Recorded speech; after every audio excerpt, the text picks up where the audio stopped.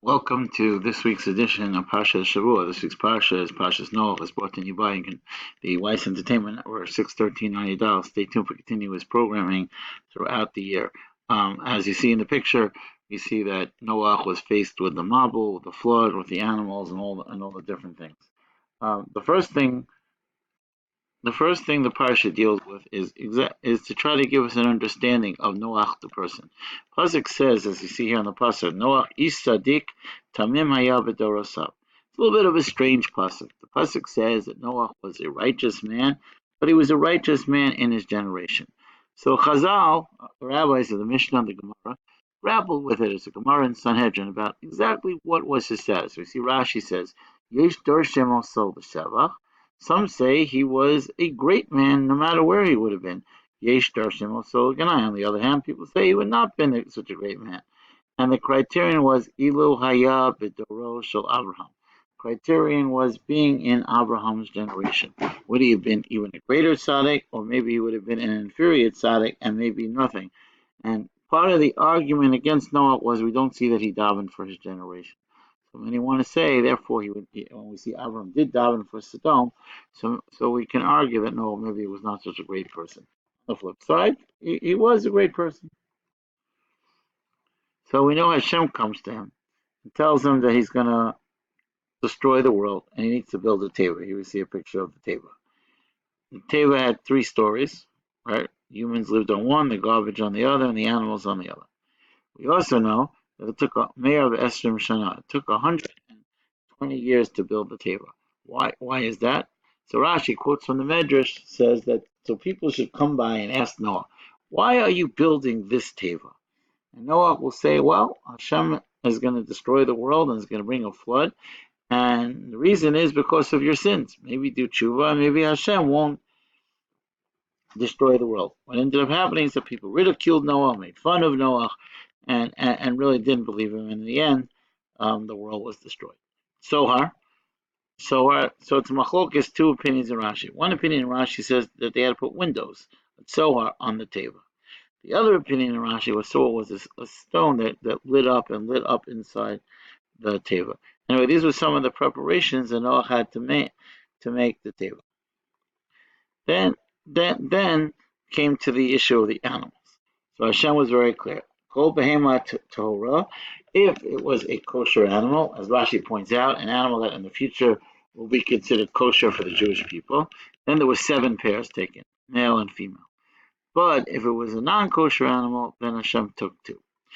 The other thing is, if everyone was ready, Hashem still waited 7 days because Methuselah was the oldest man to live, died, and Hashem didn't want it to be a disrespect to his death.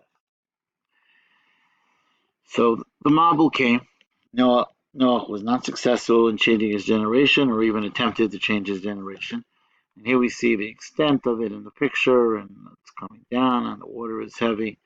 So it says that Vayichusu kol harim, it covered all the mountains, all the way, and kol shenishmat ruach Elokim v'apav, and any breathing person or breathing being, kol hashevach harava, made to on dry land, died. It says Vayimach, Hashem destroyed all people, animals, everything, and only Noah in the teva lasted that. It rained for 40 days, 40 nights, but they stayed inside the teva for like 150 days.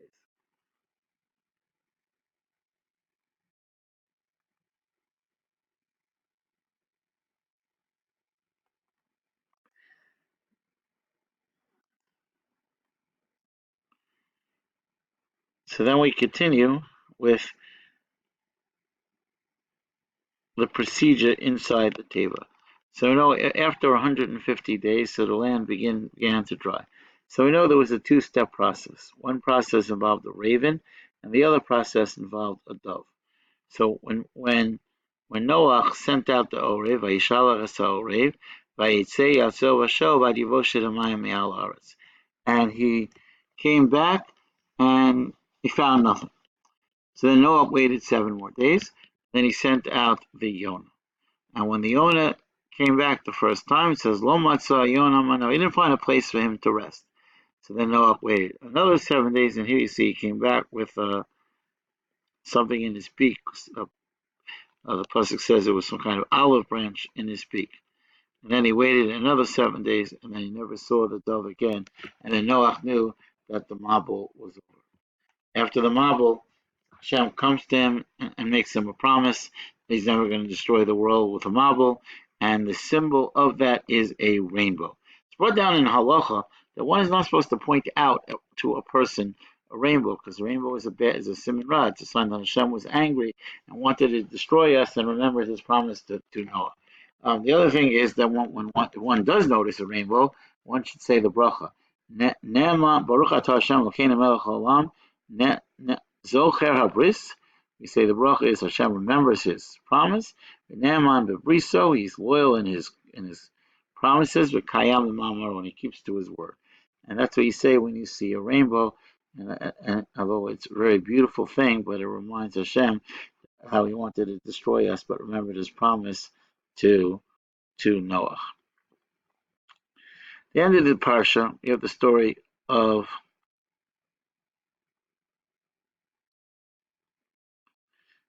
we have the story of Migdal Bavel.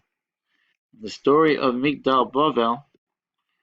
So there was this idea that somehow they're going to build a teva.